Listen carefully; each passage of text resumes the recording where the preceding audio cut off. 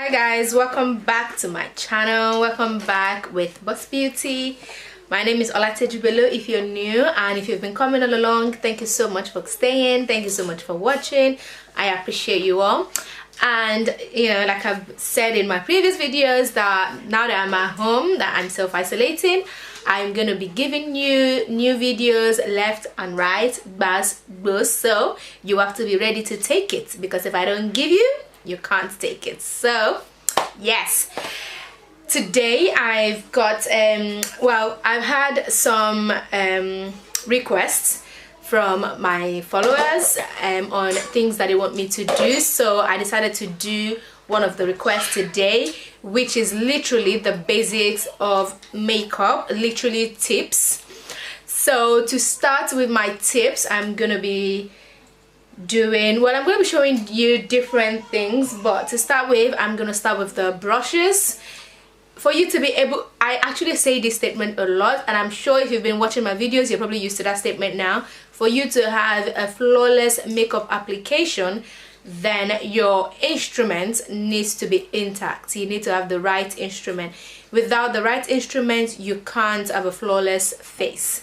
So your instrument literally are the products that you use for that makeup, which starts from your brushes, from the products, from like the foundation, primer, literally those things like that. So I'm gonna start with the brushes, and for my brushes I actually have different ones that I use. This is some new ones that I've not touched at all, and these are the ones that I use on a regular basis, and yes, they're about the same thing, they're still in shape. Secrets to that is literally washing your brushes. So just because it's a personal brush or it's for personal use doesn't mean it should be tacky. Yes, you need to look after that brush. If you don't look after it, it's not gonna work.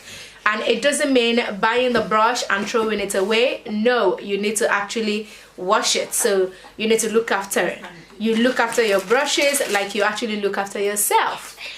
And you need to look after your skin as well. So even though I am a makeup artist, I love my makeup, I don't do makeup every day. No. Even now that I'm at home, that I'm trying to bring you guys videos, very often, I do these videos with interval, like days in between them before the next one. You need to let your skin breathe. If you don't do that, your skin is going to be reacting to so many things. This time last year, I was actually battling with skin reaction. Like, I don't even know what was the cause of it. It was just like my face just goes red sometimes, really inflamed, it gets really itchy. There was like tiny dots of red things growing, and even I went to the doctor. At the time I was on a new tablet, hydroxycarbamide, and I thought it was what was causing that reaction, because from reading about it, it does say that you could have skin irritation and stuff like that. But when I went to the hospital, they did tell me that it wasn't that tablet. So obviously I needed to know what it was, and then I used to like do makeup to work every day. Like, if you know me, I hate it when I see someone and they don't have makeup on. That's how bad it was. So yeah, so I actually wake up early, like 1 hour or even 2 hours early, so that I make sure I do my face. And even when I'm going for one of my makeup job and all of that, I make sure I do something. But since that reaction, I had to stop because I didn't know what it was. And then when I read about it, it says steroids could cause it, and then the use of makeup a lot could cause it. I didn't know what it was, so I had to reduce the amount of makeup that I was putting on, and then it got to a stage I had to actually stop it. I wasn't even doing makeup at all. That I don't even like going out because I couldn't do my makeup. So yes, I stopped applying makeup and I was using different things, but eventually I got over it, and yes, my skin is back to its normal self. But you can still see those red blackheads, but it's nothing. People will tell you, oh, use this, use that for blackheads. Trust me, I just feel like it's a waste of money, because you keep using it and these blackheads don't go away. Right, so knowing the right product to actually use on your skin matters a lot as well.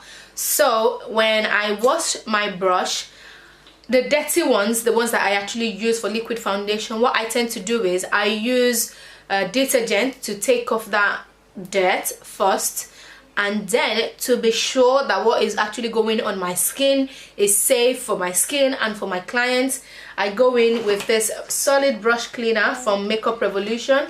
If you're following me on Instagram, Boss Beauty, you would have seen, you know, at least few videos that I've done with this brush cleaner. And so I literally just wear these gloves in my hand, put my brush in the solid brush cleaner, rub it on so that it takes off the dirt easily, and yes, I just wash it, I just rinse it out with water, and that's what I do. And literally my eyeshadow brushes, you know, it depends on what color that I've used it for. I can repeat that on another client, but the ones for my foundation that I use to apply primer, I don't repeat. It is one brush per client. Even if I have 10 clients to do, it is one brush per client. And my beauty blender, it is one beauty blender per client as well. I don't repeat them. So just because it's yours obviously means you need to look after it, you need to wash it. So you need to wash your brushes at least every 2 weeks. That is at least, but at most, like the worst, you need to wash it every month. Yeah, so you're maintaining the shape of that brush, and then you're maintaining the life of the brush as well, so that it does what you want it to do. So I've talked about washing your brushes, and yes, that's one tip. And then the next tip is the type of primer that you use. If you have oily skin or combination skin, you want to use a mattifying primer, especially in summer. From spring, summer, then you want to use a mattifying primer. Even in winter, if you have combination to oily skin, then you want to use that. However, in winter, you could probably benefit from, you know, something that is not too mattifying. So when I say too mattifying, for my mattifying primer, I use this Becca Evermatte Poreless. I use that literally in summer for every of my clients, apart from the clients that I know they have a very bad dry skin. So even on myself, because I've got combination skin, I use this Becca one in summer. I have my Mary Kay primer that I use on a regular basis, winter, spring, whatever, but I still go ahead and put this on top of it. And then since I found this one from Makeup Revolution, I think, yes, that one, Conceal and Fix, it says it's mattifying, but it is not as mattifying as the Becca one. So that is what I mean by, in winter you could use a primer that is not so mattifying, if you get, you know, if you understand that English. So the Becca one, it is really mattifying, it is sweat proof as well. So I use that in summer, and then in winter I use this Makeup Revolution one because it is not as mattifying as the Becca one. So it doesn't make your face really dry, it doesn't soak out all the oil, but it makes your makeup stay longer. That's the basic. So the main importance of using a primer is to actually make your makeup stay longer. So you want to use something that works for your skin. And then if you have dry skin, I mean dry, proper dry skin, then you want to use a primer that is moisturizing, like the Embryolis, or you could use my favorite oil that I use is this baobab oil. It doesn't actually sit on your skin, it absorbs quickly, and it just, you know, goes into your skin without giving any shine or oiliness or whatever. So after using that for dry skin, I now go ahead and apply this mattifying, you know, Makeup Revolution one just to the T-zone, because I want to keep that T-zone, you know, as matte as possible. Even though you have dry skin, I still don't want that place to be too shiny, so I just use that mattifying one. I wouldn't use the Becca one for a dry skin, no, because if you use the wrong product on the skin, that is when you start to break out, you start having, you know, pimples and rashes and all of that kind of thing. So yes, you need to know the right one. And then recently I just got this Milk Hydro Grip one. I've literally seen a lot of review and videos about this primer, and this is my first time of trying it. You know, when you just see video or something everywhere and you're just like, hold on, why have I not tried this? So that's why I got it, and since then I've been using it every day. It is mattifying, but you need to know how to use it. To use it, it says take 2 pumps on your hand and just apply it on your skin, let it sit for at least a minute or 2, and then start applying your foundation. If you put this primer on and straight away you're applying your foundation, it's not gonna work, because like you've not let it sit into the skin, it's not dry, and then you're putting your foundation, obviously you're rubbing it off. That's why you need to actually let it sit on your skin and then start applying your product. But this primer is really good. You need to try it to actually understand what I'm talking about.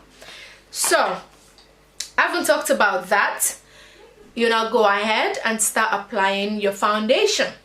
So depending on how dry your face is or how combination or oily your skin is, sometimes if I know that I'm dealing with a very oily skin, I apply my setting powder from Laura Mercier to the T-zone first before applying the foundation. This is after my primer. I'm sure you would have seen that step in some of my videos, that's the way I actually apply my own foundation, because I've got combination skin. So I put the primer, let it sit on my skin, let it dry off, and then apply this setting powder.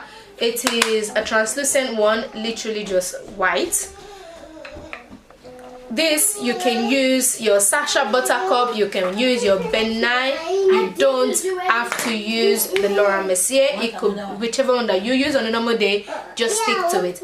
Another thing I usually say is, if there's any product that you use on your skin and it works, please stick to it. Don't change. So yeah, you don't have to change your products just because I'm showing you specific ones. Stick to the one that you know that you've been using, you're comfortable with, and it works for your skin. Please don't go changing about. I don't change my products unnecessarily. Unless I want to try something new or I get products sent to me, then I try it out, but I don't just change. Okay, so after doing that, I will now apply my foundation.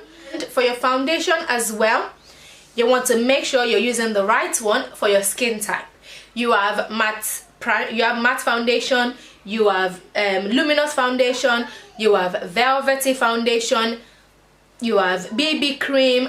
Please choose correctly. If you have a combination to oily skin, then you want to use matte foundation. Matte foundations that I use personally, I use NARS, I use Lancome, so I use NARS Natural Radiant, I use Estee Lauder, the double wear, I use Lancome, the 10th Idol, and I've used MAC before. I don't really use MAC, but yes, I have got it in my kit, because I do have some clients that, you know, if it's not MAC, don't talk to me. So I've got MAC foundation, and I use Mary Kay. Mary Kay used to be my one and only foundation for so many years as a Mary Kay consultant, and that was because I didn't even know any other product. That was the only thing that I knew. That was the only thing that I trusted, until recently, say about 2-3 years, I started trying different brands and I've stuck to them. But I still have my Mary Kay in my kits. However, they've changed these Mary Kay foundations recently. So yes, and then the other one that I use is the Huda Beauty. But I only use this Huda Beauty for someone that's got very, very oily skin, because this is very matte and very thick. So you need to be careful, because if you've got dry skin, it could close your pores, and then your pores can't breathe, and then you start breaking out. So, and it's got perfume in it as well, so it's something that when I'm using it, I am very careful. I make sure that the client does not have sensitive skin, then I use it. I don't want any client coming back to me saying, oh, the product you use, you know, I broke out to it, and I don't like that kind of thing. So whatever that I'm using on my clients, these are things that I've tried on my skin, on my family's skin. Those are my guinea pigs. Yeah, my sister is probably saying, yeah.